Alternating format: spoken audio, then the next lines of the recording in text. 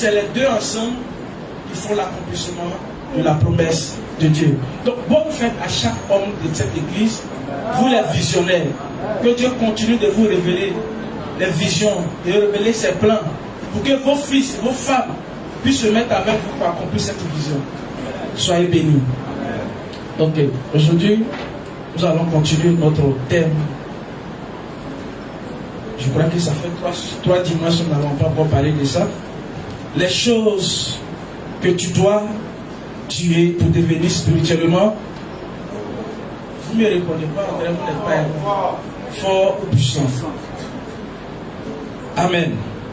La première des choses, avant de savoir, avant de tuer quelque chose, il faut connaître les avantages avant de pouvoir les tuer. C'est pas ça. On me dit qu'il doit tuer certaines choses pour être spirituellement fort. Mais avant que moi ait tué là, il faut que je sache que qu'est-ce que je vais gagner. C'est pas ça. Et on a défini que spirituellement puissant, c'est grandir en relation permanente avec Dieu. C'est Dieu qui rend puissant.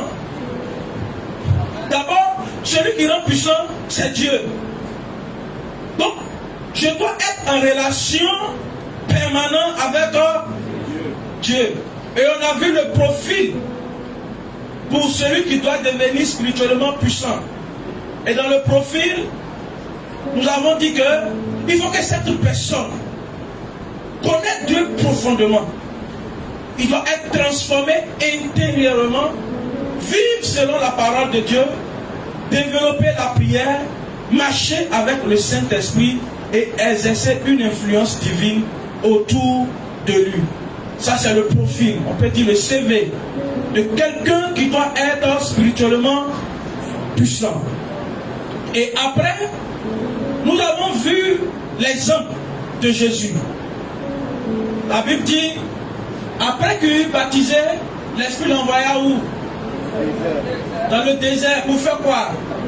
Pour le tenter. Il a jeûné combien de temps?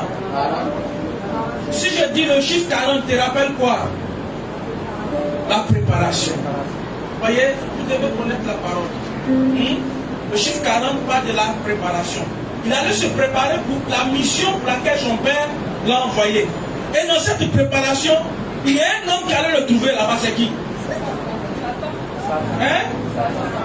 Qu'est-ce que Satan allait faire? Parce que si on avait fait des révisions pour partir, il allait le tenter, puis il a fait quoi à la suite? Il a transporté jusqu'à où?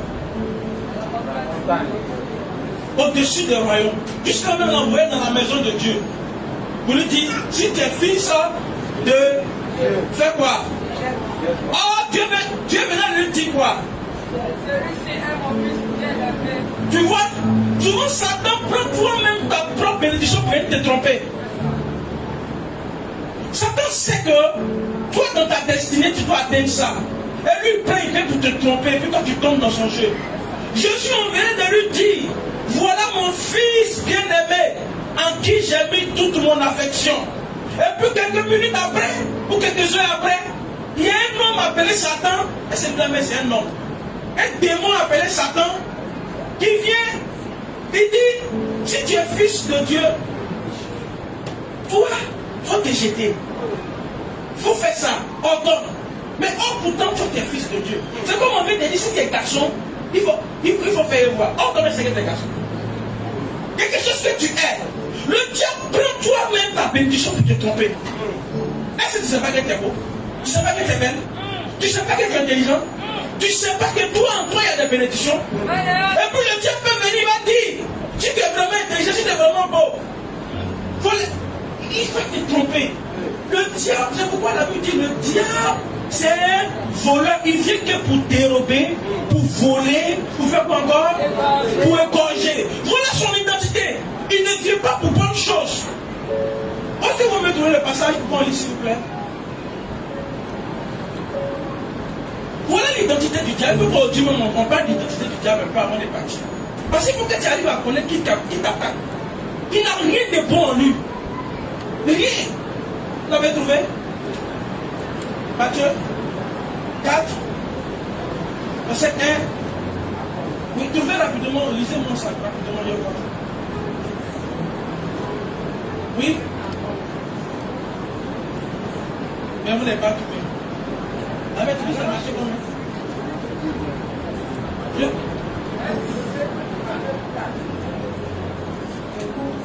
Je veux où il parle directement.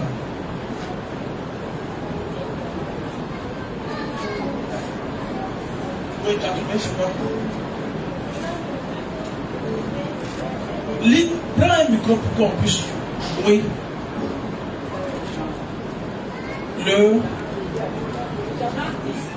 Mettez le diable devant lui. 10, verset 10. Le diable s'appelle le voleur. Il faut dire le diable.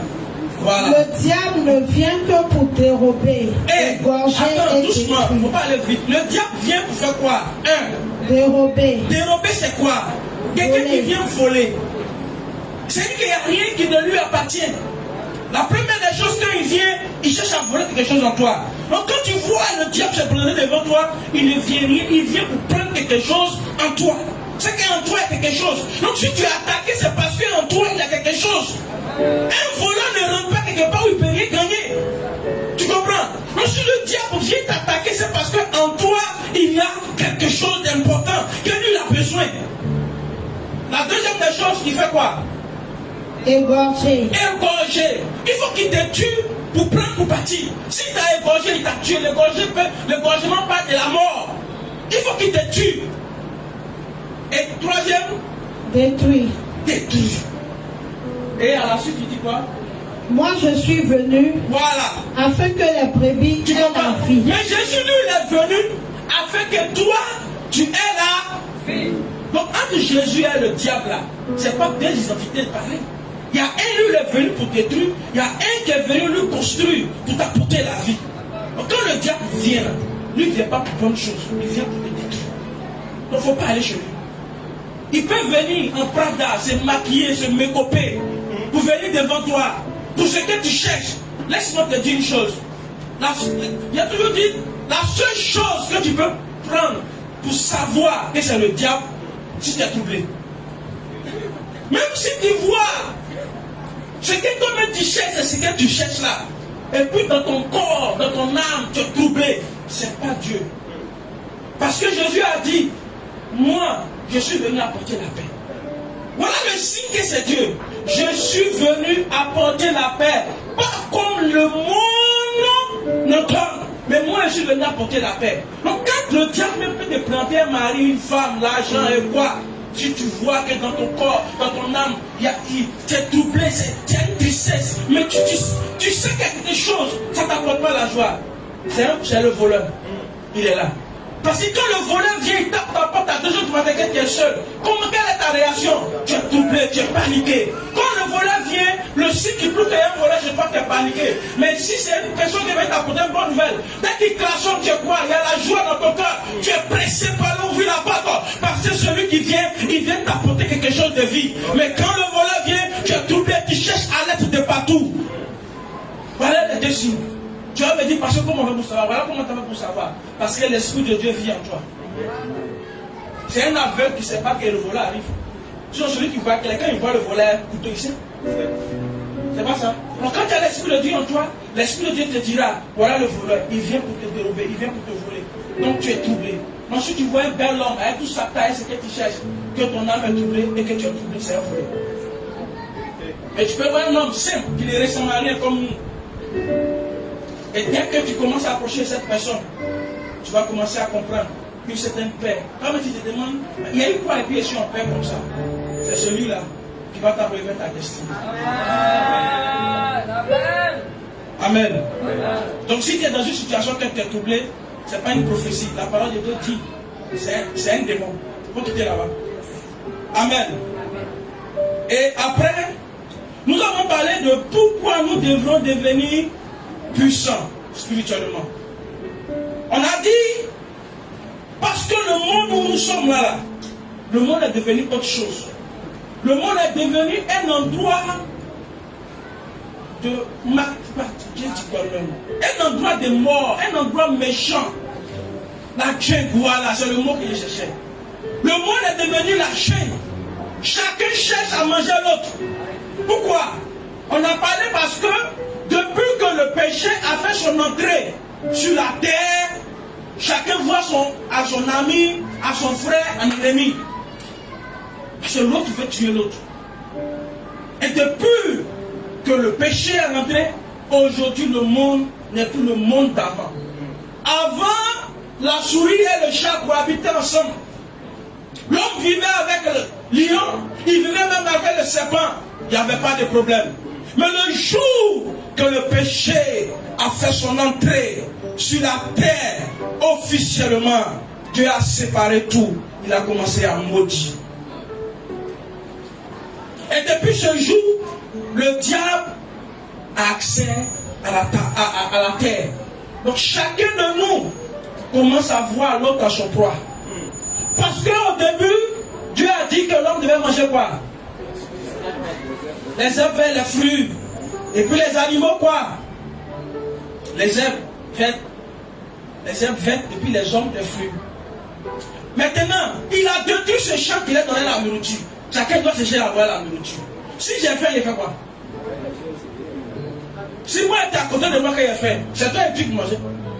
C'est voilà depuis la rentrée du péché que l'homme a commencé à voir un éléphant la viande, poulet viande, poisson viande. Sinon au début, ce n'était pas mangeable. Je n'ai pas dit on mange pas. Continue de payer ta chose. Amen. Et depuis lors, l'homme est devenu autre chose. Donc on est dans un monde ténébreux. Parce qu'au début, la Bible dit chaque soir, le Seigneur venait où? Il venait chez l'homme. Oh, Dieu est qui? La lumière. Donc quand lui vient, il fait quoi? Il éclaire. Donc Dieu ne vient plus parce qu'il a péché. On est dans quoi? On est dans les ténèbres. Donc quand on est dans, tout à l'heure, si on est dans le noir, là, quand on est en train de marcher, ça fait quoi? On va se cogner ici. Oh. Donc si toi tu es faible dedans, si quelqu'un est grand de tête à cogner, ah, je ne sais pas comment tu as devenu. Donc on est dans un monde ténébreux où la puissance spirituelle est nécessaire face à ce monde. Tu as besoin que Dieu, même s'il ne peut plus venir là, il faut qu'il t'éclaire. Parce qu'aujourd'hui, parce que le monde est ténébreux, le diable a accès, il fait ce qu'il veut. Il a placé des pièges, il a placé des maladies, il a placé des souffrances, il a placé plein de pièges. Pour ceux qui connaissent le village, il faut connaître ceux qui font piège des arabes ou du quoi là. Ils cachent ça. Dans la journée là, ça ne peut pas prendre les animaux. Il faut la nuit. Quand tout est noir, l'animal va plus clair. Il va boum, boum, boum, boum, boum, comme dans le boum, on l'a eu comme ça. Et c'est comme ça que le diable nous a fait. Il a placé d'autres la maladie, il a placé des accidents, il a placé certaines choses. Donc si toi, tu n'es pas éclairé, tu vas tomber dans ce piège. Deuxième, il faut résister aux tentations. La tentation a pris un autre niveau. La tentation, ce n'est pas seulement, c'est pour tout le monde. Tout le monde est tenté de tous les côtés. Avant, on parlait que la tentation, c'est au sexe. Maintenant, aujourd'hui, là, sexe même là, c'est son nom qui est gâté. Sinon, on n'entend plus là-bas. C'est son nom qui est gâté. Oh. Sinon, aujourd'hui, même le diable peut te proposer des choses. Il y a des gens aujourd'hui qui sont devenus des hyper intelligents, sont rentrés dans la société. Ils n'ont plus envie de travailler à cause de ce qu'on leur propose. La tentation est devenue autre chose. Dis-moi, pour quelqu'un, un enfant innocent, qui est brillant à l'école, qui a travaillé durement, qui a étudié, et puis un matin, il reçoit son diplôme, il rentre dans l'entreprise, il est en train de travailler, il dit, oh enfin, je vais pouvoir m'en sortir. Un matin, on dit, si tu dois continuer, toi, tu es garçon, mais moi aussi, garçon, je dois prendre ma femme. Est-ce que vous comprenez même? Donc il faut qu'on arrive à comprendre la réalité. Une femme qui a tous ses diplômes, elle va pour postuler, elle arrive, on dit on ne fait rien ça. Si tu veux travailler, c'est soit ma maîtresse. Or, tu sais très bien que si tu n'as pas ce poste, il est difficile pour toi de manger. Il est difficile. Peut-être que tu as un parent même qui est malade. Regarde le niveau de tentation. Le diable ne tente pas quand tu es dans la l'aise. C'est pourquoi la Bible dit quand Jésus eut faim, où son corps a eu besoin, c'est là que le diable est venu. Le diable n'est pas venu où il avait la force. Le diable ne vient jamais quand tu es fort. Amen. C'est pourquoi quand tu commences à te sentir faible, ne te moque pas de la présence de Dieu.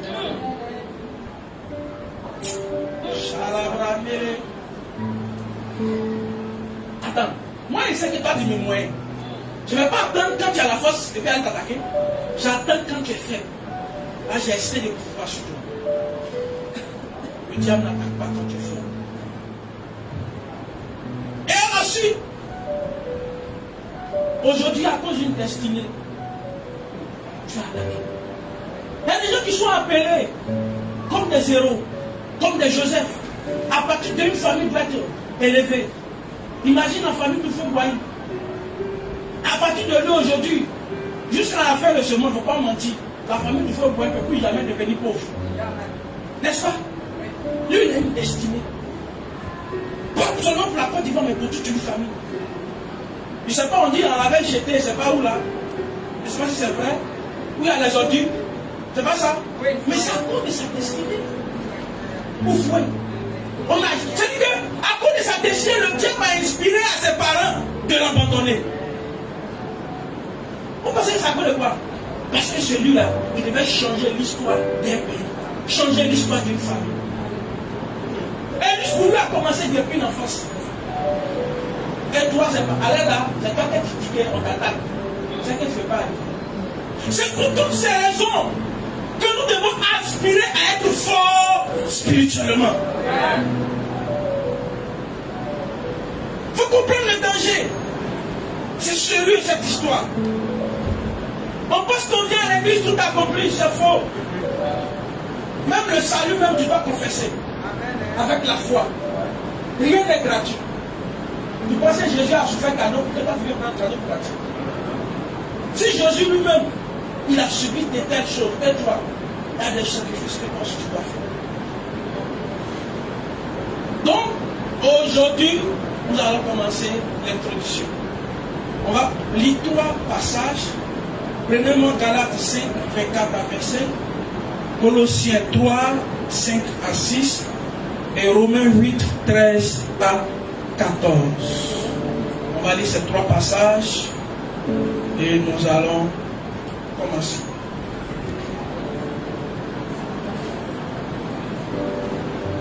Galates 5, 24 à 25, Colossiens 3, versets 5 à 6, Romains 8, 13 à 14.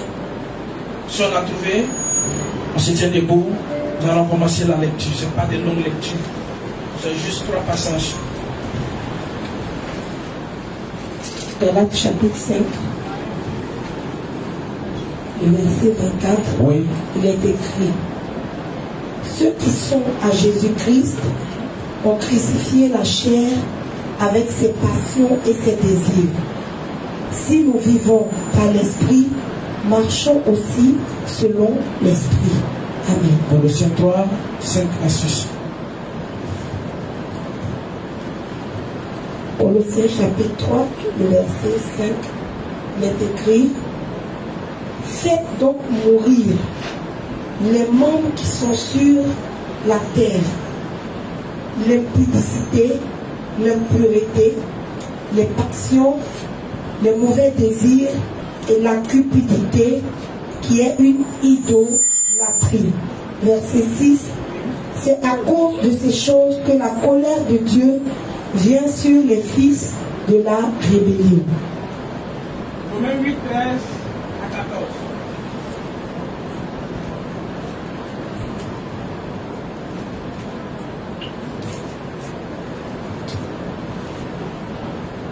Romains 8.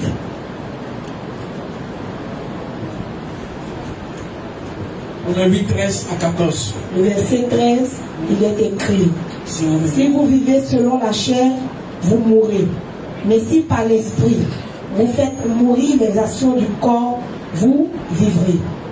Car tous ceux qui sont conduits par l'Esprit de Dieu sont fils de Dieu. Et vous n'avez point reçu... Mais je m'arrête là. C'est bon, merci. Amen. Asseyons-nous. Dans nos 2 dimanches passés, nous avons vu l'importance et savoir certains détails. Mais aujourd'hui, nous allons développer les choses que nous devons tuer et le pourquoi. C'est ce que nous allons voir aujourd'hui. Quand on prend le premier verset de Galates 5, verset 24 à 25, il dit ceux qui sont à Jésus-Christ ont crucifié la chair avec ses passions. D'abord, à Jésus-Christ. L'apôtre Paul dit, ce qui doit être pour Jésus-Christ, ce qui doit être pour Jésus, tu dois crucifier quoi? Il y a quelque chose que tu dois crucifier. C'est-à-dire que je vais dire quoi? L'apôtre Paul me fait comprendre que si tu dois être pour moi, voilà ce que tu dois faire. Donc si nous devons être pour Jésus, il faut qu'on arrive à crucifier certaines choses. Donc si nous refusons de crucifier certaines choses, on ne peut pas être pour Jésus-Christ. C'est conditionné. Tout le monde ne peut pas se faire appeler je suis pour Jésus. Pour être pour Jésus, il faut crucifier la chair avec ses désirs. Et Dieu me dit, si nous vivons par l'esprit, marchons aussi selon l'esprit. Par contre, dans nos études précédentes, on a compris que celui qui peut rendre quelqu'un fort, c'est qui? C'est Jésus. Donc s'il faut que moi je dois devenir fort, je dois être pour Jésus, je dois être à Jésus. Donc pour être à Jésus, les conditions, il faudrait que j'arrive à crucifier, à tuer les choses de la chair. Donc, première condition, si moi je désire être fort spirituellement, que moi je veux voir ma destinée reçue, si moi je veux obtenir certaines choses et que je veux que Dieu soit de mon côté, moi je dois prendre la peine de comprendre qu'il y a certaines choses que je dois tuer. Il faut qu'on soit d'accord.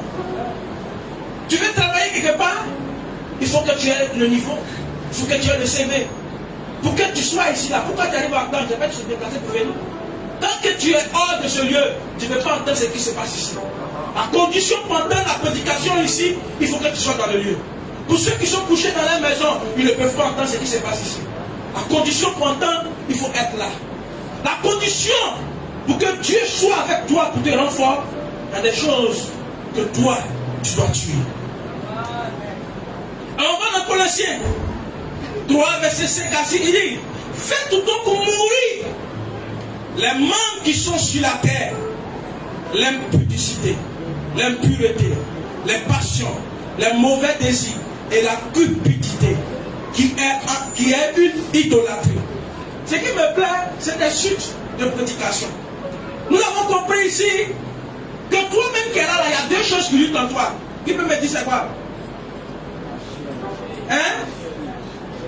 La chair et l'esprit. Mais parlez-moi bien. La chair et l'esprit.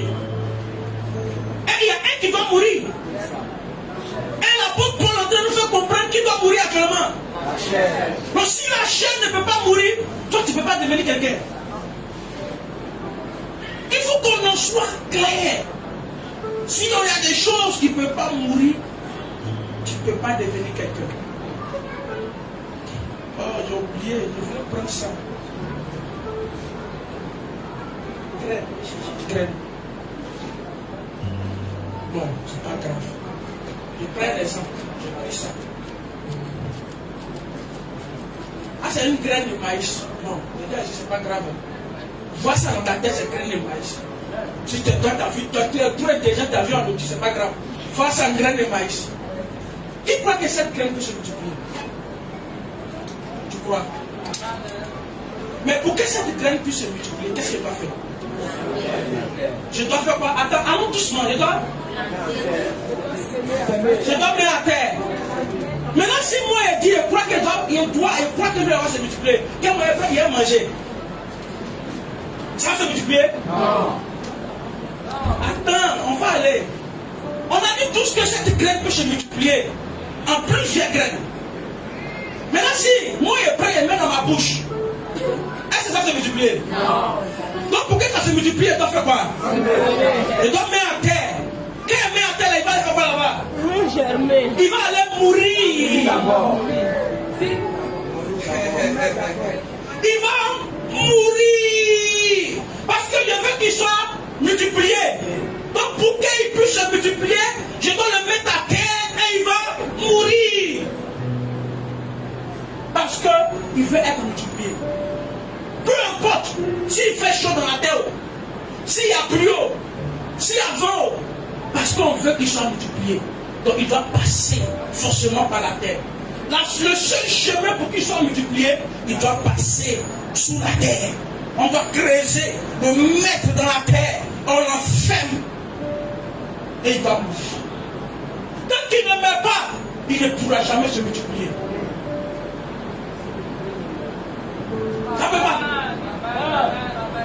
Et c'est après ça, quand il va finir de mourir, il va avoir une nouvelle forme. Quelque chose qui était pas d'une graine. Après un moment, il va avoir une nouvelle forme. Il va sortir. Vêtements. Et au fur et à mesure, il va commencer à grandir. Grandir. Un matin, tu commences à voir qu'il commence à avoir certaines fruits. La seule graine, parce qu'il l'a laissé mourir. Au bout de quelques temps, quand tu vas réveiller une graine, elle est devenue 1000 graines. Mais si tu n'avais pas laissé mourir, est-ce que tu allais trouver 1000 graines après? Nous voulons atteindre l'élévation. Nous voulons la multiplication.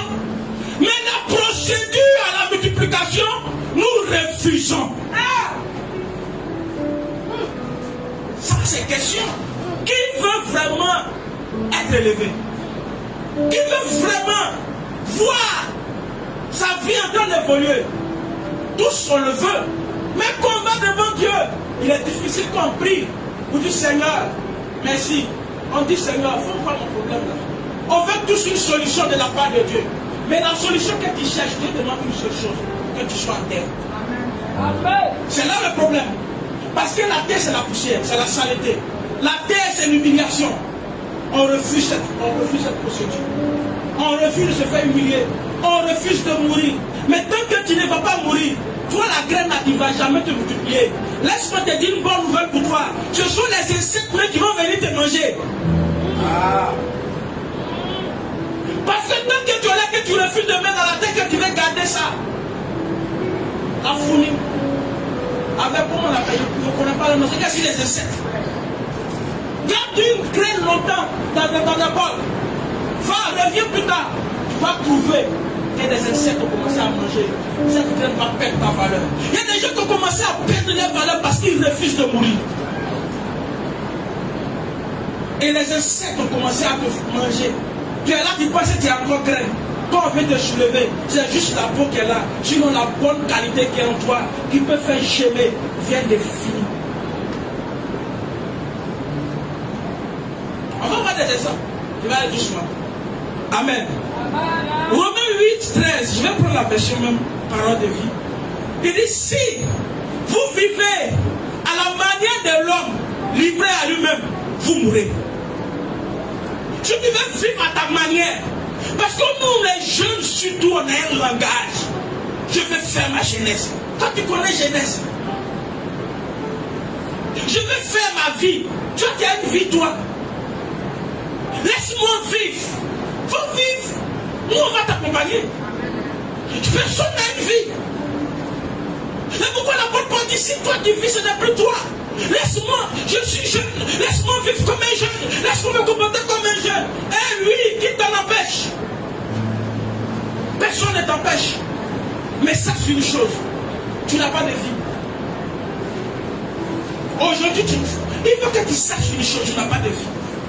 Si tout à l'heure, celui qui t'a prêté sa vie vient et dit, je vais reprendre ce qui m'appartient, on t'appellera cadavre. Ce qui fait de toi, quand tu marches dans le quartier, quand tu dis je suis le plus beau, je suis le plus musclé, je suis ceci, je suis cela, le propriétaire de vie, lorsqu'il viendra, il dit redonne-moi ce qui m'appartient, on va t'appeler cadavre. On oubliera ton nom. On dit corps, on fait le lever quand. Le corps la main est où? On a oublié tout ton joli nom. Même quand on t'appelait Bijou, Moumou, comme ça, ceci, tous ces noms, on a oublié. Un seul nom qui restera sur toi, on t'appelait corps, cadavre. Hey! Donc qui es-tu? On ne somme rien. Il dit, si vous voulez vivre à votre manière, vous-même, vous allez mourir. N'importe pas dit, tu vas mourir. C'est ce que toi tu penses que tu veux faire là, tu vas mourir. Donc il est mieux de faire ce que celui qui m'a envoyé me dit de faire. Au lieu de faire ce que moi j'ai envie de faire. Toi tu arrives à la maison, tu as là acheté un téléphone. Celui. Voilà, donne-moi un téléphone. Ce téléphone-là, c'est un homme qui l'a fabriqué. C'est pas ça. Il a donné un manuel d'utilisation. C'est pas ça. Si tu veux vraiment que ce téléphone te sert, tu dois suivre l'instruction que celui qui a créé a donné. Toi, tu arrives chez toi, tu dis toi, tu es trop intelligent, tu es trop fort. Toi, tu ne veux pas suivre ce que lui dit. Toi, tu es fait toi à ta manière. Tu es sûr que le téléphone va faire un jour à toi. Le même jour, le téléphone n'a pas se faire. On dit c'est ici, on branche pour charger. Tu dis non, moi je trouve que là, ça ne m'arrange pas. Je vais prendre ici, là, je vais trouver autre solution comme on charge. Quand tu es sûr que tu vas se charger. Attends, il y a un démonté, moi-même, j'allais charger. J'allais mettre couronner dedans. Vas-y. Tu viens d'écarter le téléphone. C'est pas le téléphone qui n'est pas bon, c'est toi qui n'est pas bon.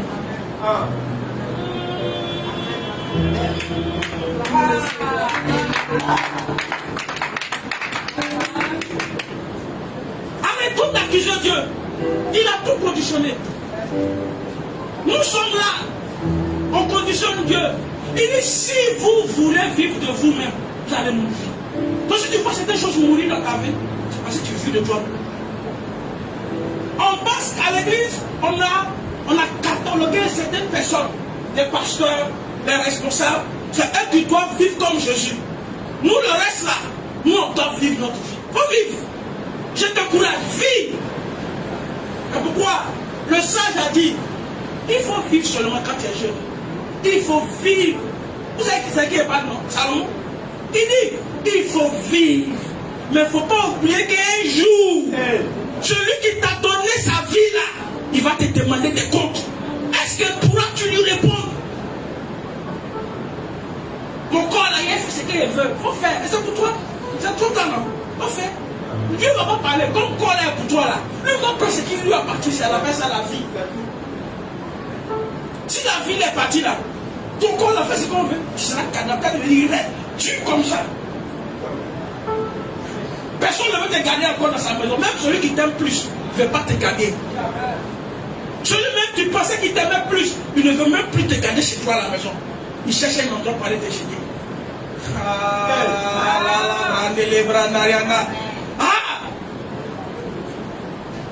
Et toi tu penses que c'est toi qui est important.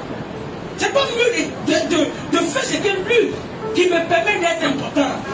D'être à ses côtés, d'être avec lui, pour que lui puisse avoir toujours la grâce d'être avec moi. J'ai dit, je vais vivre de moi-même. C'est mon corps, c'est moi. Moi-même, si je t'entends, je peux bien te prêcher. Si c'est la vie qui a dit qu'elle va t'empêcher de vivre. Oui. C'est moi, je dois vivre, il faut vivre. Amen. Amen. Et dit, mais si par l'esprit, vous faites mourir les actes mauvais que vous accomplissez dans votre corps, vous vivez. Car ceux qui sont conduits par l'esprit de Dieu sont fils de Dieu. Cette phrase me fait peur. Il dit, ceux qui sont conduits par l'esprit de Dieu sont quoi? Est-ce que beaucoup d'entre nous sont vraiment fils de Dieu? On se proclame ou bien auto-proclamé fils de Dieu. Mais les conditions pour être fils de Dieu, il dit ceux qui sont conduits quoi? Par l'esprit. Il n'a pas dit par la chair, avec ses passions. Il dit ceux qui sont conduits par l'esprit de Dieu. C'est ceux-là qui sont fils de Dieu. Amen. Oh, pourtant l'héritage n'est que pour les fils. Je vais qu'on retourne dans mon verset qui est lu pour les pères. Je crois que c'est Genèse chapitre 18, verset 19. Non, allez voir. Qu'est-ce que Dieu a dit à Abraham? Lisez, allez voir. L'héritage est pour les fils, ce n'est même pas pour les cousins ni les enfants. Les fils, il y a une différence. Genèse 18, verset 19, je crois. Il a dit quelque chose à Abraham. Genèse 18. Lui, il dit quoi? Genèse chapitre 18, 19. verset 19. Car Bon, commence même 18 pour qu'on comprenne un peu. 18, vas-y. Verset 18. Abraham deviendra certainement une nation grande et puissante. On dit Abraham va devenir une nation grande et puissante. Et en lui seront bénies toutes les nations de la terre. Et en lui seront bénies toutes les nations de la terre. Après, il dit quoi? Car je l'ai choisi. Il a choisi qui? Abraham. Il a choisi Abraham. Et à la suite, il dit quoi? Afin qu'il ordonne à ses fils. T'as compris, non? On dit afin qu'il ordonne à ses fils. Vas-y, continue. Et à sa maison. Et à sa maison. Après lui. De garder la voie de l'Éternel. De garder la voie de l'Éternel. En pratiquant la droiture. Oui. Et la justice. Oui. Et qu'ainsi l'Éternel accomplisse en faveur d'Abraham les promesses qu'il lui a faites. Donc si ces promesses doivent accomplir, c'est pour qui? C'est pour les fils. Si tu n'es pas fils d'Abraham, tu ne peux pas obtenir cette promesse. Tu comprends?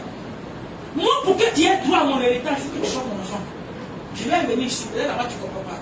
La seule personne qui a droit à mon héritage, c'est Joshua. C'est un jeune qui est mon enfant actuellement.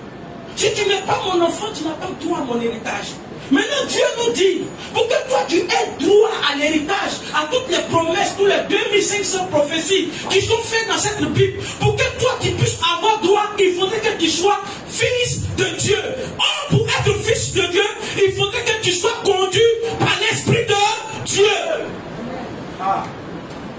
Donc la question, est-ce que toi qui es là, tu penses que tu es fils de Dieu? Il faut te répondre, hein? Je n'ai pas de me répondre. Est-ce que, façon que je marche, façon que je vis comme Dieu me demande. Parce que Dieu a dit, pour que je reconnais que tu sois mon fils, il faut que tu vives selon mon esprit. Selon comme ce que je dis. Son esprit, c'est quoi? C'est sa parole, c'est sa prescription. Amen. Voilà cette question. Si tu as trouvé ta réponse, tu peux savoir si tu as droit à l'héritage ou pas. La deuxième des choses, il y a une vérité que beaucoup refusent d'accepter. Et cette vérité, on va accepter. Nous refusons cette vérité.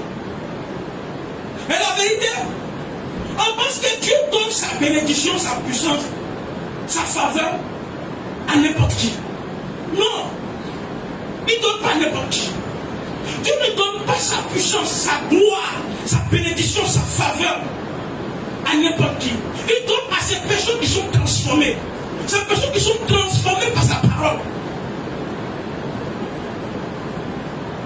Il ne faut pas arrêter de dédraguer. Si je pense que je vais venir comme ça, je vais vivre comme je veux, et je vais venir, puis Dieu va me donner. Non. Il faut que tu arrives à comprendre aujourd'hui. Dieu ne donne pas sa bénédiction, sa grâce, sa faveur à n'importe qui. À quelqu'un qui refuse d'être transformé. À quelqu'un qui refuse de se mettre en conformité avec ce que lui Dieu dit. Il dit mes conditions pour que je t'appelle mon fils, il faudrait que tu marches selon mon esprit. C'est clair. Il n'y a pas deux choses. Vous faites ce que tu veux. Les conditions, il faut que tu sois fils de Dieu. Et Dieu ne donne pas sa gloire, sa puissance, son héritage à quelqu'un qui refuse d'être son fils. Et la puissance spirituelle n'est pas un don automatique. Non. On ne fait pas un don, on reçoit comme ça. C'est une conséquence d'un hôtel des sacrifices. Si nous voulons voir, nous voulons être forts, nous voulons vraiment dominer dans ce monde ténébreux, la puissance spirituelle n'est pas un don automatique. C'est une conséquence d'un hôtel de sacrifice. Or, quand on parle d'autel, on parle de feu. Autel de sacrifice. Là où il y a le sacrifice, il y a le feu. Tu as bien vu où on fait sacrifice, il n'y a pas feu. C'est pourquoi l'enfant appelé Isaac disait à son père, mais on va le bois, on a le feu. Mais où est l'agneau pour le feu? Parce que ça fait sacrifice. Là où on paie des sacrifices, il y a le feu. Et le feu, c'est la présence de celui qui fait mourir. Il brûle tout ce qui est de la chair. Et pourquoi dans Romains 12, il dit, offrez vos corps comme un sacrifice vivant. Ce n'est pas la même chose. Comme on va offrir des animaux, mais offrir sa propre vie à Dieu de manière correcte et quotidienne. Il dit, offrez vos corps comme un sacrifice vivant. C'est un acte d'adoration spirituelle où la personne décide de mourir à lui-même, à ses péchés, à sa nature charnelle, pour renaître à une vie de sainteté. Là où il n'y a pas de sacrifice, il n'y a pas de feu. Si tu ne veux pas te sacrifier, il ne peut pas avoir de feu. Parce que le feu apparaît là où il y a le sacrifice. Là où il y a le sacrifice aussi, quand le feu vient, c'est que Dieu est là. Parce que Dieu lui-même, il est le feu. Prépare-moi Deutéronome 4, V4, après 12, 29, et puis Deutéronome 9, 3. Quelqu'un a qu'à prendre, allez voir. Dans la Bible, là où il y a le sacrifice, il y a le feu. Et le feu est l'un des symboles les plus puissants de la présence, de la sainteté, de la puissance de Dieu. Oui, vas-y. Deutéronome chapitre 4, oui. verset 24. Il a dit quoi? Car l'Éternel, ton Dieu, est un feu dévorant. Il est un feu dévorant. Et il ajoute pour dire, il a aussi, Dieu jaloux. Il est un Dieu jaloux. En plus d'être un feu dévorant, il est jaloux. Et toi, tu veux le partager. Comme si toi qui es là, ton argent là, si on n'a qu'à partager, ça te plaît. C'est que toi tu aimes là, tu peux partager. C'est pourquoi vous faites les jalousies là. Ils ne sont même pas mariés, les gars ils bossent seulement. Un n'a qu'à appeler un, on va découcher. Même non plus, il va descendre là. Amen. Hébreu, il a dit même chose. Il faut prendre le nom 9.3. Il a dit quoi? Deutéronome chapitre 9, 3. Oui. Sache aujourd'hui que l'Éternel ton Dieu, oui, marchera lui-même devant toi comme un feu dévorant. Tu vois qu'il dit, sache aujourd'hui. Si tu veux que Dieu n'a qu'à marcher devant toi chaque jour là, il faut que tu sois un tel sacrifice. Il faut être un sacrifice. Il dit, sache qu'aujourd'hui, moi l'Éternel ton Dieu, je marche devant toi comme un feu. Quand le feu vient, je t'ai consommé quelque chose. Toi tu as quoi à l'offrir? Si chaque jour ta vie est comme moi, un sacrifice, tout ce qu'il aura toujours le feu. C'est pas ça? Est-ce que dans ta maison, le gaz que tu as là, tu allumes ça comme ça? À quel moment tu allumes le gaz? C'est lorsque tu as des ingrédients pour pouvoir mettre au feu. Donc le feu est utilisable lorsqu'il y a quelque chose. Donc quand on veut Dieu, c'est qu'on est devenu comme des jours. Un sacrifice vivant. Si ta vie n'est pas comme un sacrifice, tu vas chercher un Dieu là-bas. Parce que Dieu il est comme le feu. Donc c'est là où il y a le sacrifice. Quand il voit qu'il y a voilà une vie plutôt, qui est en train de s'offrir un sacrifice, lui vient en même temps. Amen. Amen. Donc la puissance spirituelle n'est pas un don automatique, comme il a dit. C'est le résultat d'un processus de mort. Tant que quelqu'un n'est pas prêt à mourir, il ne peut pas se multiplier. Il ne peut pas devenir fort. Il ne peut pas devenir puissant. Oh, dans le royaume de Dieu, tu ne deviens pas puissant en accumulant seulement les désirs de la chair. Si tu veux devenir puissant, il faut commencer à éliminer les choses de la chair. Tout ce qui te rend lourd, tu dois commencer à éliminer. Donc si toi, tu veux aller de l'avant avec Dieu, tu dois commencer à t'asseoir et prendre une feuille avec un bic et commencer à écrire ce qui fait que toi et Dieu n'êtes pas camarades. Et puis quand tu finis d'écrire au stylo bleu, tu prends le stylo rouge, tu dis aujourd'hui je passe ça, aujourd'hui je passe ça, aujourd'hui je passe ça, aujourd'hui je passe ça. Tu commences à faire mourir. Tant que tu n'es pas encore prêt à faire mourir certaines choses, tu n'auras rien.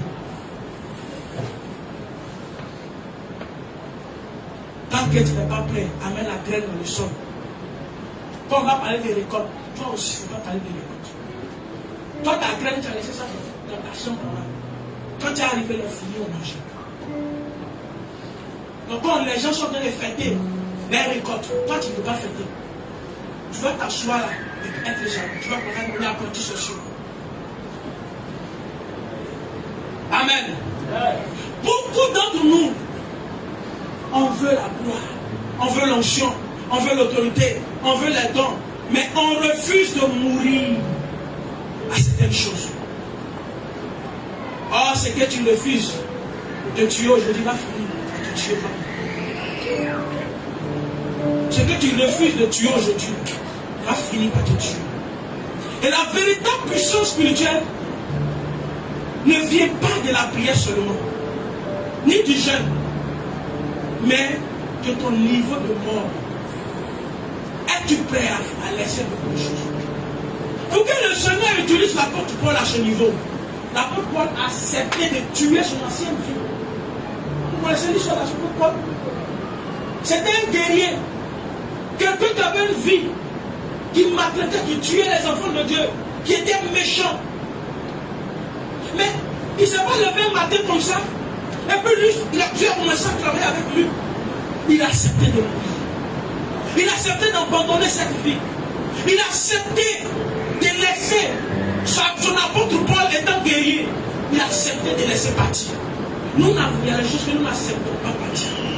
On dit non, je peux tout laisser, mais ça, je ne peux pas laisser. Oh, c'est ça là qui est ton problème. Parce que tu ne vas pas tuer, tu ne vas pas te faire aller enterrer. Toi, tu peux vivre un cadavre. Tu vas mourir toi-même. C'est pourquoi quand il y a un cadavre, tu cherches à évacuer. Parce que tu vas aimer cette personne qui vient de mourir. Mais tu es obligé de laisser partir. Parce qu'on ne peut pas vivre un cadavre. Or, par contre, toi, tu es devenu un morguet, tu vis un cadavre. Et tu es étonné que certaines choses pourries dans ta vie. Tu es étonné que ta vie soit mauvaise. Cadavres ne sont pas bons. Tu dis, ma vie, elle n'a pas de sens. Il n'y a pas bon parfum dans ma vie. Mais il y a un cadavre dans ta vie. Si tu veux faire dormir, ce n'est pas pour ton message. Moi, j'ai fini de prêcher mon père. Si tu veux me donner les draps, donc je peux couvrir mon dormir. Ils ne sont pas prêts à mourir.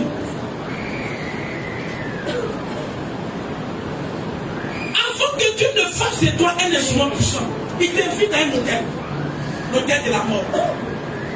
Es-tu prêt à accepter l'hôtel de la mort? Tout ce qui n'est pas crucifié en toi va devenir un obstacle à ta croissance spirituelle, à ton élévation. Et oui, il y a des choses que tu n'es pas prêt à faire mourir.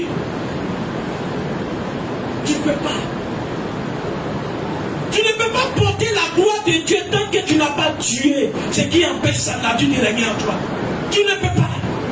Qui de vous ici, en tant que des personnes qui a fait un bon plan, que ton plan est fini, c'est que tu dois partager, et les assiettes qui viennent devant de toi, même l'assiette qui a plus de valeur, n'est pas propre.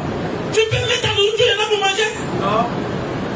Même si l'assiette qui n'a même pas de valeur, qui est prête à côté, c'est là-bas que tu as la nourriture pour manger. Pourquoi tu veux que Dieu mette sa gloire sur toi? Quand tu n'es pas propre, toi-même tu refuses de mettre ta nourriture dans des assiettes sales pour manger. Et tu veux que Dieu n'a qu'à mettre sa nourriture sur toi, l'assiette qui est sale. Qui n'a qu'à manger? Tu veux tuer les gens? Tu veux empoisonner les gens?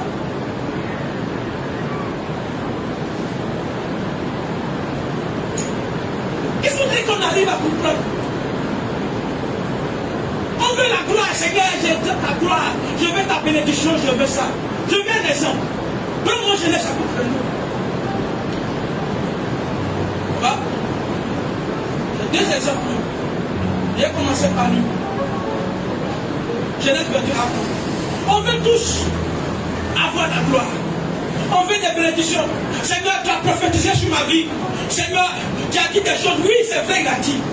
Parce qu'il a dit, quand vous êtes sur la terre, là, il a formulé des projets de bonheur et non de malheur. Ça, vraiment, Dieu l'a dit. Mais pour entrer dans ces projets de bonheur, que quel nom de malheur là. Il faudrait que toi, tu puisses vivre selon comme Dieu lui veut. On va voir des exemples. Abraham, vas-y. Commence verset 1. Il dit quoi? Genèse chapitre 22. Après ces choses, Dieu mit Abraham à l'épreuve. Pause. Pourquoi on n'arrive pas à comprendre? La première des choses, quand Dieu a appelé Abraham, je crois Genèse chapitre 12, il a dit, Abraham, quitte la maison de ton père. Je rendrai ton nom, je multiplier. Il a commencé à prophétiser sur la vie de qui? Abraham. C'est comme s'il a prophétisé. C'est une promesse, c'est une prophétie qui est sur sa vie. Ça va arriver. Mais regarde, arrivé au niveau de la vie d'Abraham, on sait tous qu'Abraham a eu un problème d'enfant. Et un jour, Dieu lui fait grâce. Un fils, lui vient dans la maison. Et puis, regarde ce que Dieu va dire. On dit, après ces choses, Dieu a mis Abraham à l'épreuve. Écoutez bien, vas-y. Suis-moi bien. Et lui dit, Abraham. Et il répondit, il va répondre. Dieu dit, prends ton fils, ton unique, celui que tu aimes, Isaac, va-t'en au pays de Morija, et là, offre-le en holocauste, sur l'une des montagnes que je te dirai. Pause. Vous voyez la précision des dits de Dieu. Il dit, prends ton fils, ton unique. C'est-à-dire que la seule chose qui lui tient à cœur. Or, nous tous, on sait que le pourquoi Abraham souffrait, chaque jour il partait faire des hôtels, il partissait. C'est à cause de quoi? À cause d'un fils. Et le jour où il gagne ce fils, Dieu vient lui dire, prends ce unique. Quelque part, moi je peux commenter que peut-être l'arrivée de ce fils a commencé à faire perdre la place de Dieu dans le cœur d'Abraham. Ça, je peux commenter ainsi. Parce que pour que Dieu arrive à lui demander de telles choses, c'est que Dieu a commencé à se sentir peut-être délaissé par Abraham. C'est pourquoi Dieu le met à l'épreuve. Entre moi et l'enfant là, c'est qui tu aimes. Toute relation, quand au début, on commence et qu'on voit que la relation, chaque jour, tu as le temps pour moi. Et puis un jour, tu commences à avoir peut-être un autre truc. Et puis je vois que tu n'as plus de temps. Je vais commencer à te poser la question, toi là-haut. Est-ce que moi, la chose que tu veux avoir là, j'ai encore ma même place? Est-ce que vous suivez? Dieu va poser la question à Abraham. Mais avant, tu avais peut-être plus de temps pour moi. Mais le jour que l'enfant est rentré là, peut-être Abraham priait 4 heures de temps par jour. Peut-être qu'il n'arrive plus à le faire. Peut-être avant, Abraham prenait du temps de sa tante pour parler avec Dieu. Depuis l'enfant est arrivé, Abraham doit mettre couche. Abraham doit faire biberon. Abraham doit faire ça. Il a plus de temps. Oh, il y a des promesses sur la vie d'Abraham. Donc Dieu va s'arrêter, va faire une pause. Il va dire maintenant je vais voir. Est-ce que lui là, il va suivre, s'il est vraiment mon fils. Parce que s'il est mon fils, il doit marcher selon moi, mon esprit, selon moi, ma manière, et selon selon lui. Il dit prends le seul. Comme tu dis le seul, c'est que celui-là lui tient à cœur. C'est pourquoi il dit je peux commenter pour dire quelque part Abraham. C'est pas qu'il n'avait plus Dieu. Mais le temps qu'il passe avec Dieu a commencé à se le dire. Oh, Dieu dit les jaloux, je ne peux pas. Femme, vous savez bien le faire. Arrêtez-vous. Vous savez ce qu'on parle. Ou bien vous ne savez pas. Le temps que Dieu à Abraham a commencé à diminuer. Donc Dieu vient reprendre sa place.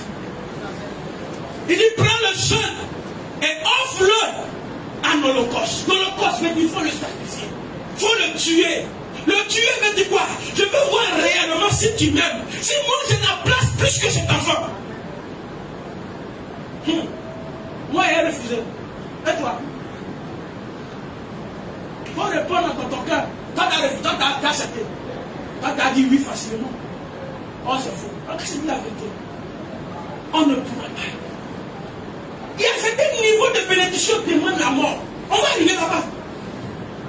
Il dit, va, offre-le. En verset 3, Abraham fait quoi? Abraham va faire quoi? Abraham, oui, vas-y. Et il dit, Dieu prend ton fils, ton unique. Verset 3 maintenant. Verset 3. Oui. Abraham se leva de bon matin. Abraham se leva de bon matin. C'est là son âme. C'est là son âme. Et prit avec lui Oui. 2 serviteurs et son fils Isaac. Il fendit du bois. Il fendit du bois pour l'Holocauste. Pour l'Holocauste. Et partit pour aller au lieu que Dieu lui avait dit. Abraham venait de faire quoi? Obéir. Obéir, il vient d'accepter. Il est en train de montrer à Dieu: cet enfant n'a pas place dans ma vie que toi. Si c'est toi, on va dire c'est pas Dieu qui t'a parlé. Abraham a dit, Abraham se leva le bon matin. C'est-à-dire que quand il a fini de parler à Dieu, quand la nuit, on dit la nuit pas de conseil, tout son conseil de la nuit là, il dit moi écoute pas conseil. Lui qui m'a appelé, lui qui vient de me parler, il n'y a pas de conseil derrière. Lui, Dieu n'a pas besoin de conseil. Dieu a besoin de l'obéissance. Mais c'est quoi t'as fait d'ailleurs aller réfléchir? Dieu n'a pas besoin de réfléchir. Dieu cherche des personnes obéissantes. Il dit va et tu vas.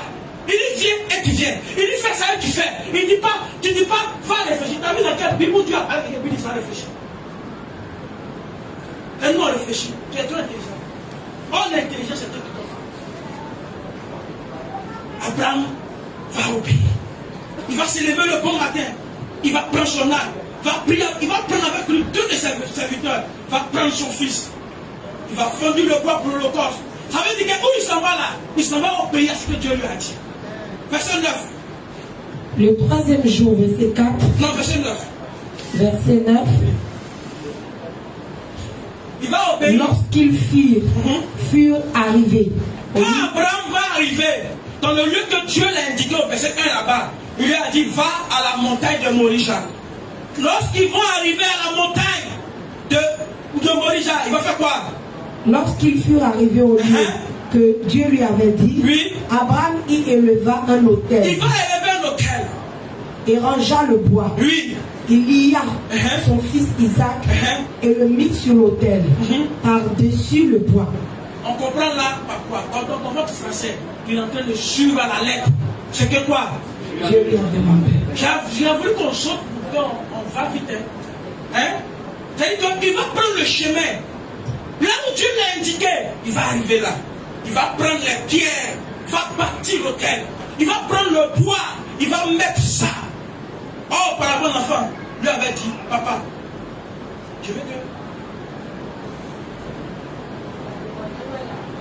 Oui, va au verset 7, on voit quelque chose.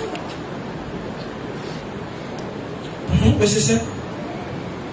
Alors Isaac, parlant à Abraham son père, mon père, et il répondit, me voici mon fils Isaac.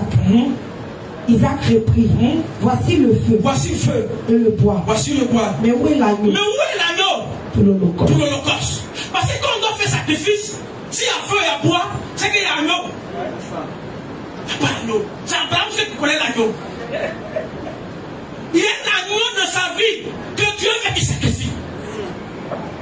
Est-ce qu'il y a l'agneau qui est dans ta vie là? Il y a comment? C'est l'enfant même qui est l'agneau qui pose la question. Comment il y a pour quelque chose même pour te tester à un niveau? Est-ce que c'est facile? Nous on lit, on trouve ça facile, flolo, ça passe facilement. Pas ton enfant qui sait que tu dois sacrifier une douleur.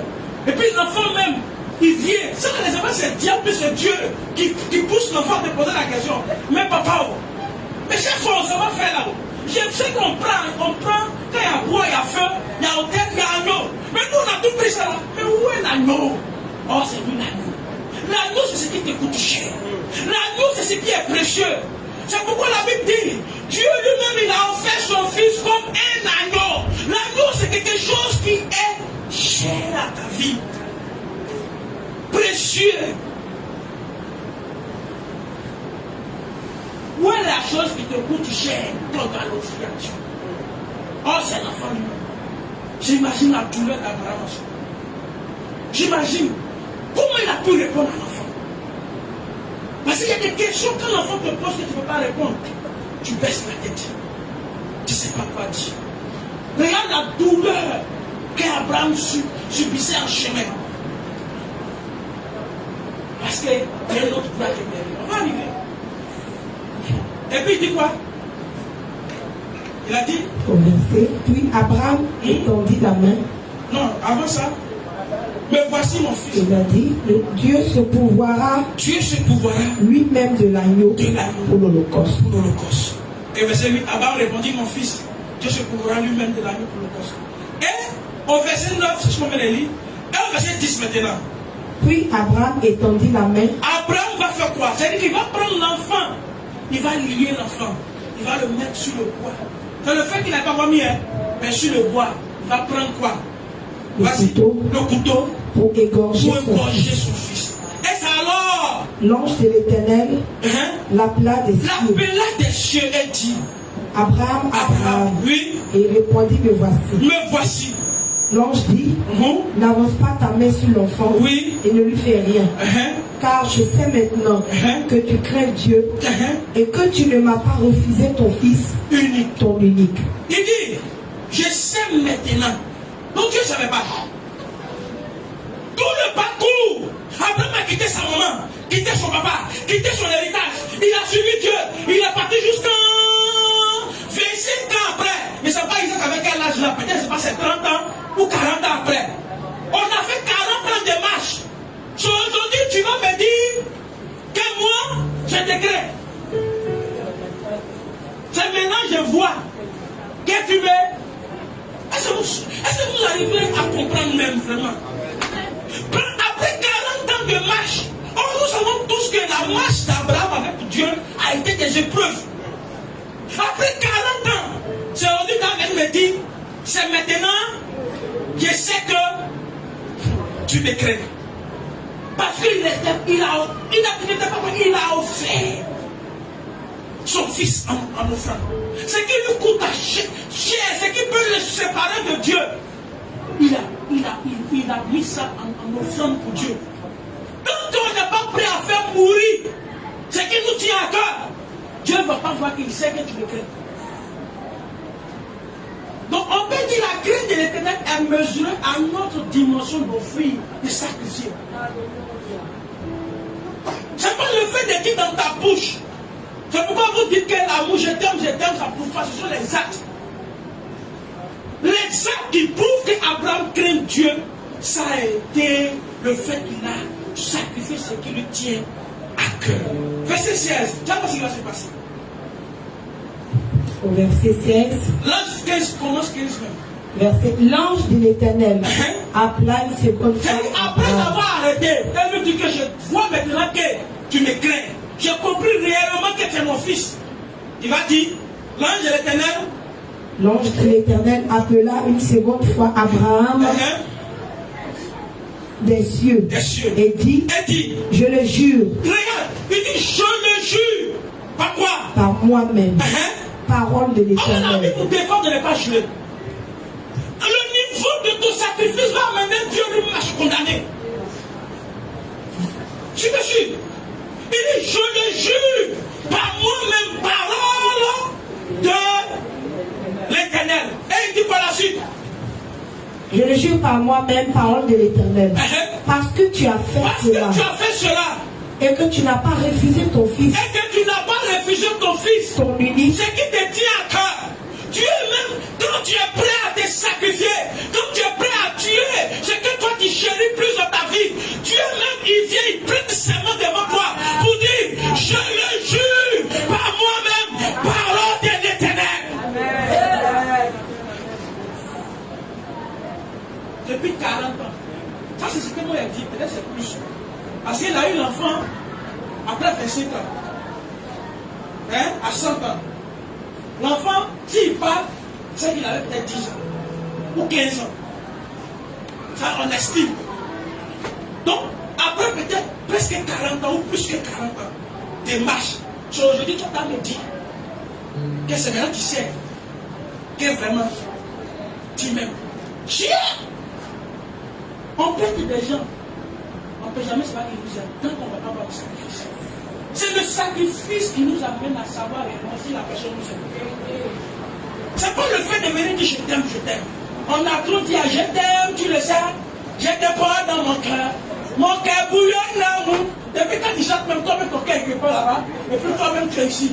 Je t'aime.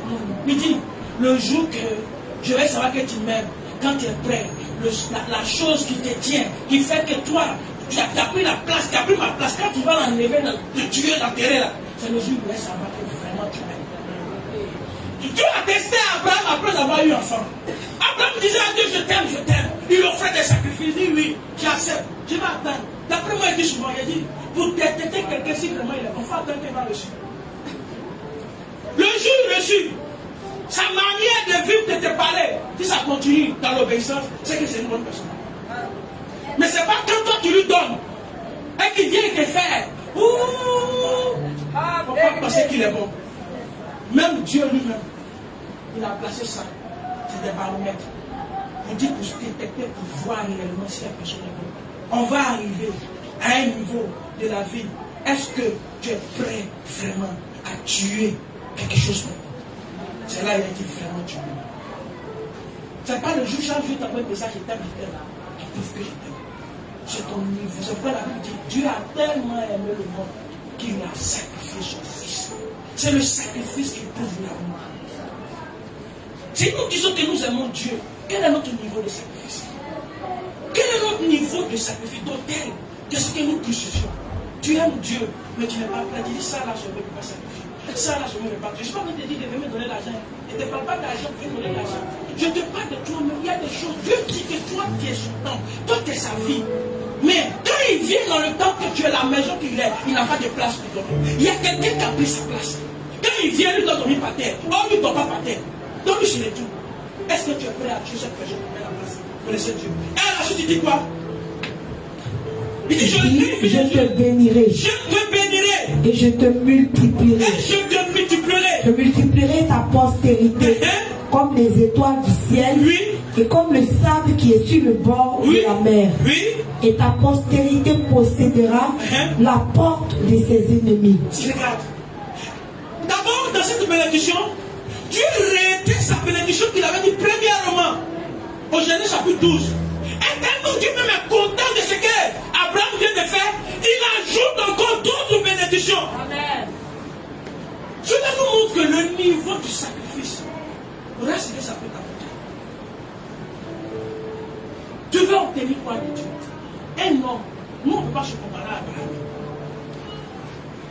Dieu, c'est après 40 ans de marche avec lui. C'est le jour où il a décidé de tuer quelque chose pour lui dire à cœur. C'est là que Dieu va lui dire aujourd'hui.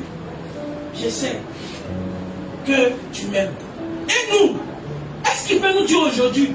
Aujourd'hui, je sais que tu m'aimes. Est-ce qu'il peut venir te dire ça aussi? C'est que c'est quoi ta Dieu? Est-ce que tu es prêt? Vous pensez qu'un moment pour que je vais m'arrêter ici, tu sais ce que j'ai sacrifié aussi? Et oui, il y a eu des sacrifices. Il y a des choses que j'ai abandonnées. Il y a des choses que j'ai tourné autour. Parce que je dois accepter des choses. Il m'a dit, il veut que tu me sais. On ne suit pas Dieu facilement. On suit Dieu quand on est prêt à sacrifier beaucoup de choses. Il allait prendre. Dieu a choisi Élisée pour prendre à la place d'Élie. Normalement, quand Élie est arrivé, il devait commencer à consacrer l'enfant. La Bible dit, quand il a mis son manteau, l'enfant dit, laisse-moi aller dire au revoir à mes parents. Je te suis. C'est-à-dire que sa vie de famille a arrêté.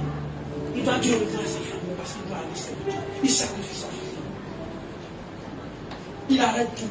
Or, la première étape de travailler. Il ne fait plus faire ce travail. Il a oublié de laisser. Il a oublié de sacrifier. Peut-être hors ce travail qui lui donnait la nourriture. Ce travail qui faisait de lui, cet enfant qui s'occupait de sa famille, il doit laisser. Aller sur Dieu. Il place Pierre. Il dit, je te ferai pécher. Pierre a oublié d'abandonner sa pêche. C'est qu'il lui donnait la nourriture, il nourrissait sa famille. Il a oublié d'abandonner. Pour suivre Dieu, il y a un sacrifice. C'est à partir de là que l'élévation vient. Abraham, donc il n'avait pas accepté de sacrifier son unique, il était impossible pour lui que la bénédiction que l'Éternel a prophétisée sur sa vie. Dieu me est venu jurer. Oh, il a dit, Dieu dit, on ne peut pas jurer. Il dit, je jure. Quand Dieu voit le sacrifice, lui-même, il se porte garant. Je jure par l'Éternel, lui-même dit, jure par lui, je te promets aujourd'hui. Tout ce que j'ai dit sur toi, je vais le faire. Deuxième exemple, il pleure, non, ensemble, deuxième exemple, Jésus. Avant, quand Jésus est venu sur la terre, Luc 3, verset 21 à 22, en tout le peuple se faisait baptiser. Jésus fut aussi baptisé. Et pendant qu'il priait, le ciel s'ouvrit. Et le Saint-Esprit descendit sur lui, sous forme corporelle, comme une colombe. Et une voix fit entendre du ciel ces paroles. Tu sais ces paroles. Tu es mon fils bien-aimé. En toi j'ai mis toute mon affection. Je suis en train de parler de Jésus avant la croix.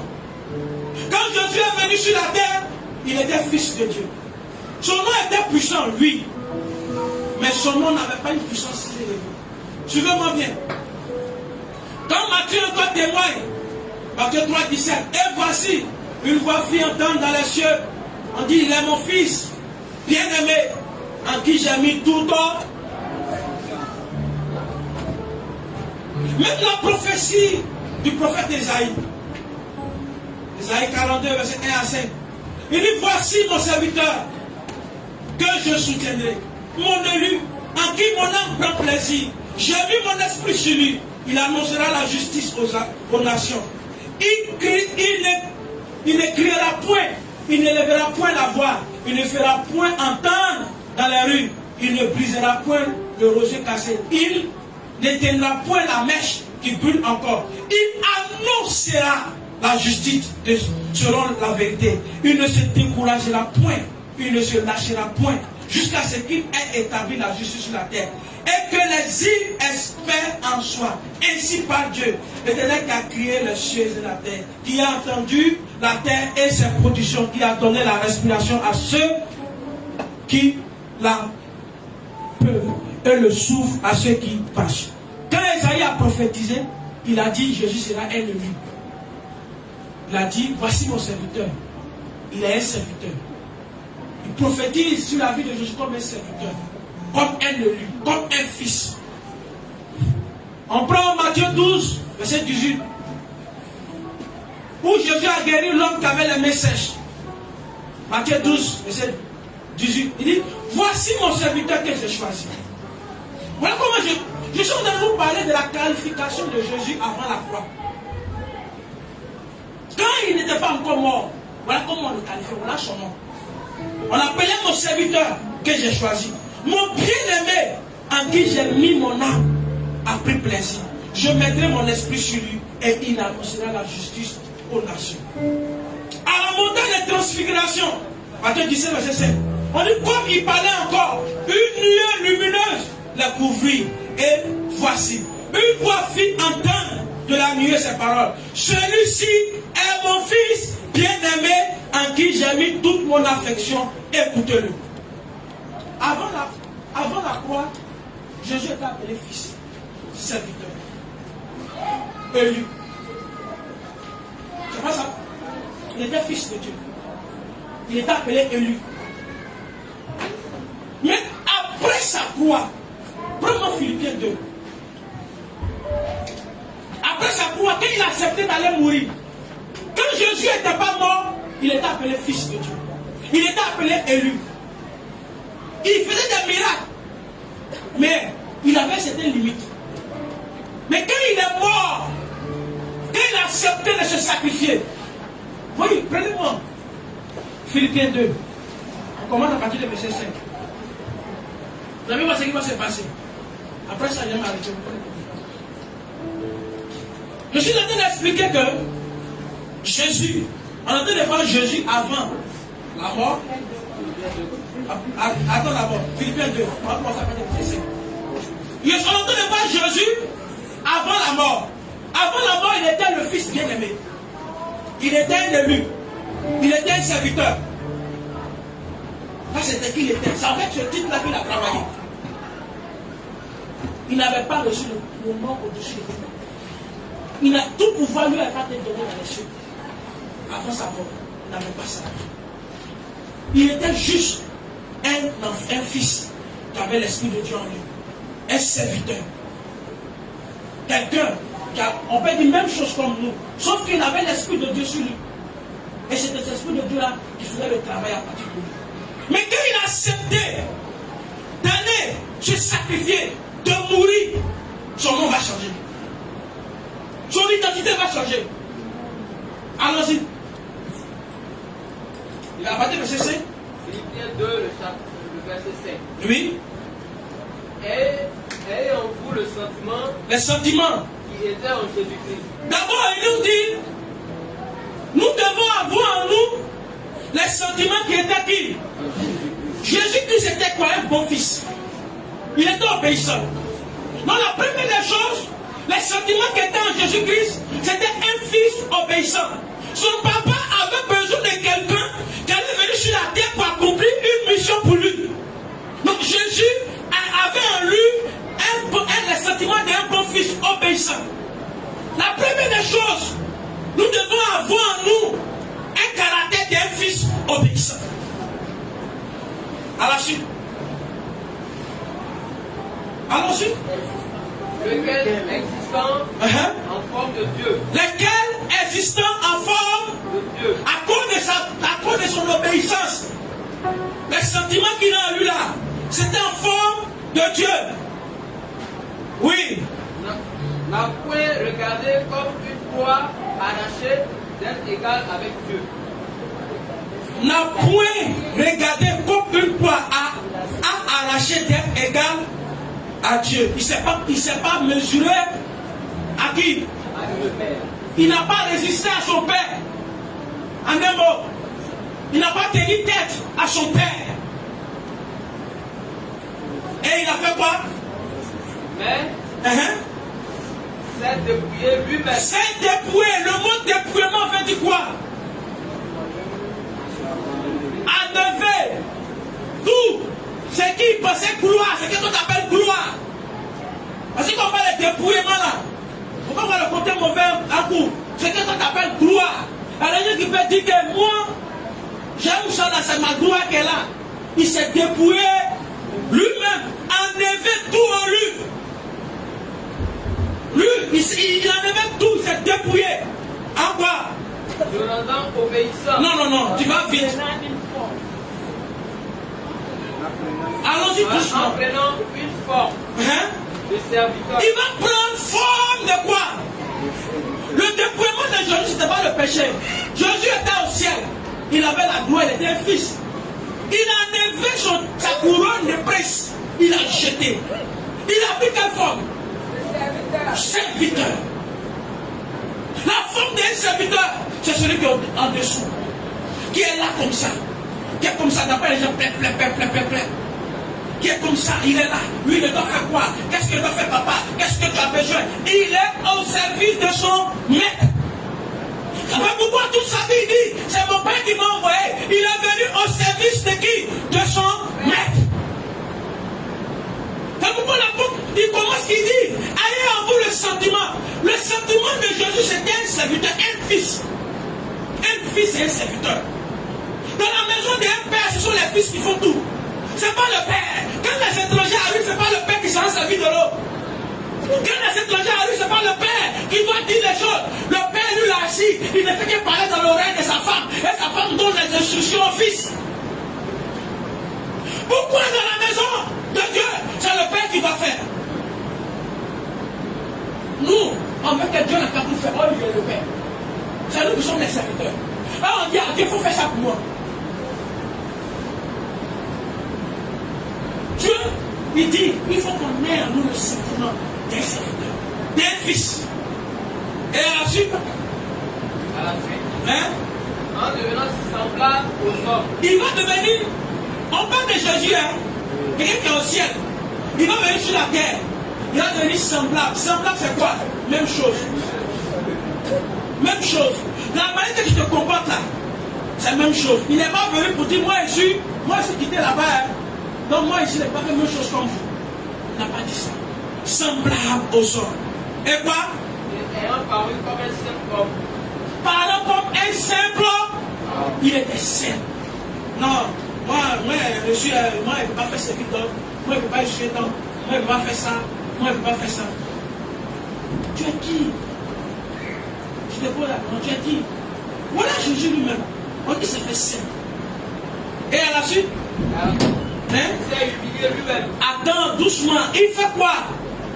Il s'est humilié lui-même. L'humilité là, c'est pas quelqu'un qui va te donner, c'est toi-même. Tu dois décider de t'humilier. Si tu n'as pas atteint une situation pour que tu sois humble, si une situation te rend humble, logique que la situation va te régler, ta vraie personne va sortir. Parce que, actuellement, tu es dans une situation de demander, non, tu es humble. Le jour que la situation de demander n'existe plus dans ta vie, tu ne seras pas plus humble. Tu reprends ton habit. Lui a même pensé que quoi même. On dit là, on voit ici. On dit qu'il s'est humilié. Est-ce qu'on a dit son père lui a demandé de s'humilier? On dit qu'il s'est humilié lui-même. Toi-même, tu dois décider de t'humilier. C'est pas moi le passé qui a dit qu'il faut t'humilier. C'est que ça va marcher. Tu dois rentrer dans mes dit quoi? Toi-même, tu dois décider de t'humilier. Et quoi? Se rendant obéissant jusqu'à la mort. Et quoi? Se rendant jusqu'à la mort. Il avait la possibilité de refuser. Parce que quand il se rendant obéissant jusqu'à la mort, c'est qu'il pouvait refuser. Il avait le choix de dire non, je ne vais pas mourir. Mais il s'est humilié. Parce que derrière la mort, il y a quelque chose. Derrière cette mort, il y a quelque chose. L'obéissance vaut mieux que les sacrifices. L'observation de la parole vaut mieux que la crête des beignets. Oui, de quoi les dimanches? Il s'est humilié jusqu'à la mort. Et à quoi? Même jusqu'à la mort. Même jusqu'à la mort de la croix. La croix parle de la souffrance. La croix parle de l'humiliation. La croix parle du rejet. La croix parle de l'abandon. Il a accepté d'arriver jusqu'à l'humiliation. Il a accepté d'aller jusqu'à ce que les gens puissent dire tu ne vaux rien. Il a accepté qu'on crache sur lui. Il a accepté tout ça. Oh, la Bible dit il était dans les cieux là-bas. Il était un fils bien aimé en qui son père a mis toute son affection. Mais il a accepté de rester obéissant jusqu'à la croix. La croix qui parle de l'humiliation. Nous, en souvent, on dit à Dieu, moi, je ne peux pas accepter cette humiliation. Moi, je ne peux pas accepter. Laissez-moi. Si Dieu a laissé son fils accepter publiquement pour l'humilier au monde entier, devant Satan et ses anges, Dieu a accepté que son propre enfant se fasse humilier comme ça. C'est pas nous. C'est que nous, la même, c'est grave. Il a accepté que son fils s'humilie. Et après, il a dit quoi? Verset 9. Oui. C'est pourquoi aussi son père l'a sous. Écoutez, le mot souverainement. Donnez-moi l'explication. Souver. Il a tout soulevé. Son élévation. On peut dire, moi je t'élève. Mais après ton élévation, quelqu'un peut venir encore au-dessus de toi. Donc il a mis l'élévation de telle sorte que après lui, personne d'autre ne peut être élevé. C'est souverain. C'est à qui c'est scellé. Son père l'a élevé. Je me suis posé la question. Mais pourquoi ton papa n'a pas élevé depuis qu'elle est grosse là? Mais il a attendu qu'il vienne sur la terre. Je fais humilier, qu'on marche sur lui, qu'on crache sur lui. Imagine ces soldats qui ne se branchent pas. Oh, toi-même qui n'es pas la connaître de toi, mais il se branche un peu. Dis lui. Les soldats qui ne se branchent pas, on l'a humilié. Il était nu à la croix. On a pris sa pied. Et c'est après ça, son papa dit, mon fils, tu m'as honoré. Comme tu m'as honoré, moi aussi je vais t'honorer.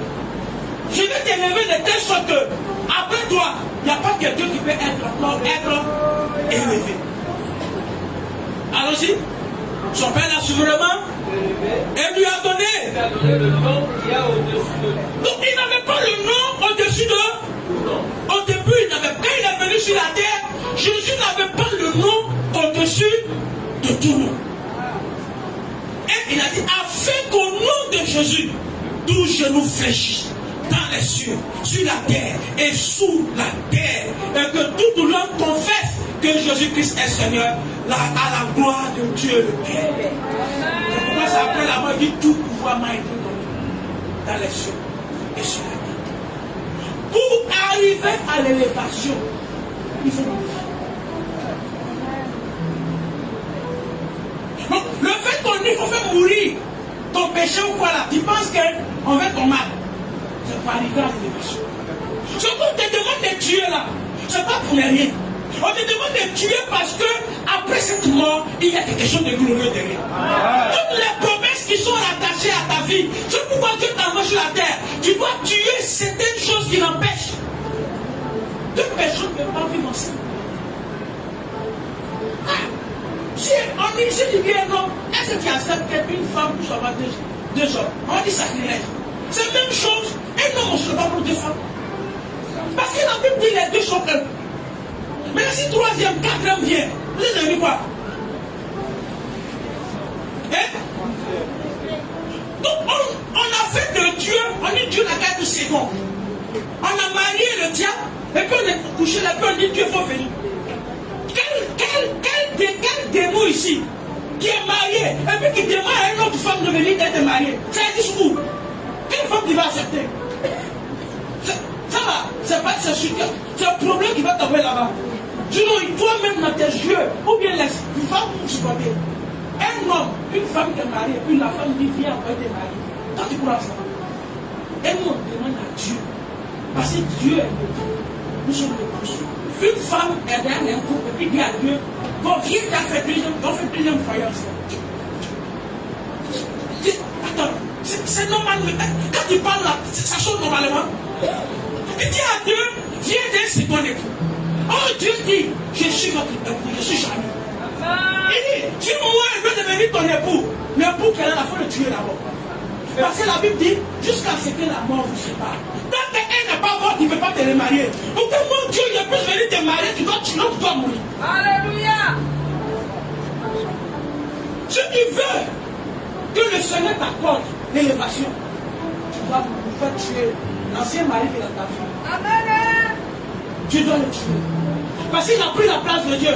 Dieu n'est pas, il ne veut pas venir. Quand il va mourir, Dieu va dire voilà, je vois que tu es seul, tu es seul maintenant. Lui maintenant il vient avec toute sa gloire. Il va te faire mariage, et puis il célèbre le mariage.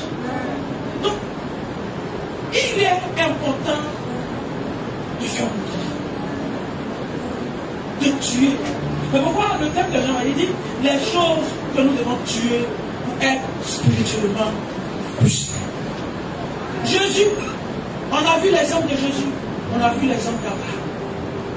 Dieu a promis à Abraham, je vais rendre ton nom, ils ont marché 40 ans. Moi, je dis c'est foutaise. Depuis combien d'années? C'est comme qu'il règle ton coup. Jusqu'à, ça fait 15 ans, mon 15 ans est trop. Vous êtes en couple, après 10 ans, et puis tu vas te dire, c'est maintenant, c'est que tu veux. Ah! Toi, l'époux ou bien l'épouse qu'on t'a dit ça là, quelle sera ta réaction? Donc, tout ce temps-là, tu es un sorcier. Donc, tout ce temps, tu t'es joué de moi. Comment ça t'a dit? Tout ce temps, tu t'es foutu de moi. C'est aujourd'hui, tu sais que je t'aime. Oui, parce que c'est aujourd'hui la vie de sacrifice. C'est le sacrifice qui est le degré de l'amour. Toi, tu es là, il ne t'aime pas. Il ne t'aime pas. Quand on veut parler d'amour, ce n'est pas le langage. Ce sont les sacrifices. Quel est le sacrifice que toi tu produis? Pourquoi Dieu lui s'est bien sacrifié? C'est pourquoi il dit, quand Dieu a tant aimé le qu'il, pour montrer son amour, lui, il sait que pour parler d'amour, on parle de sacrifice. Lui, il a déjà fait pour lui. Toi, qu'est-ce que toi tu fais? C'est le jour que Dieu va voir aussi que tu as dit, car moi j'ai tant aimé Dieu, aujourd'hui je sacrifie cette vie pour venir être à Dieu. Tu vas dire, voilà mon enfant, aujourd'hui c'est que tu veux. Tu dois commencer à te parler. Donc aujourd'hui on va s'arrêter là, et le dimanche prochain, on continue. Et ce que tu dois comprendre, tant qu'il n'y a pas de sacrifice, il n'y a pas de libération. vertical ça. Sans sacrifice, il n'y a pas d'élévation. Amen.